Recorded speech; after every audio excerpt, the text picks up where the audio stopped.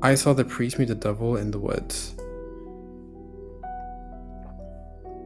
My family hasn't lived in this town for very long. We moved here because my mom had this plan to open up a bed and breakfast in her hometown. We came out here to try and live the life my mom says she always wanted. So far, so good, I think. She goes around and talks to the neighbors and has been trying to reconnect with some of her people around here that she remembers from her childhood. One of the ways she has decided to reconnect is to take us to church every Sunday. I've gone to church every Sunday for the past few months. I've met some other kids from school, and I've had my cheeks pinched by all the old ladies at the church barbecue. It's been quite a mediocre ride in this rural, small town.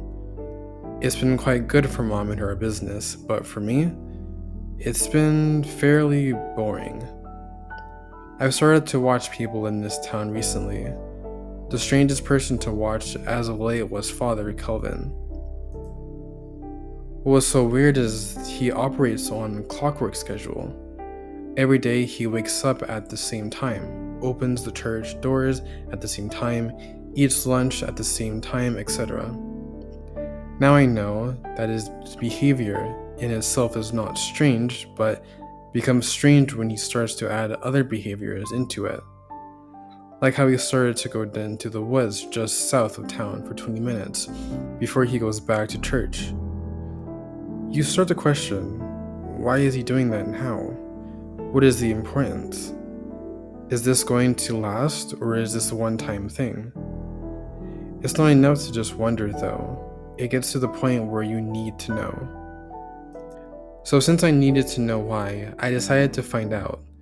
It's the middle of the day, just after lunch, and instead of following Father Kelvin to the woods, I just went to the woods to wait and see what in God's name was so important that he had to come out there for 20 minutes.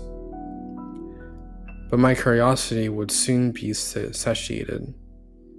The priest was coming down the pathway into the clearing in front of me, and I was about to learn the dirty little truth.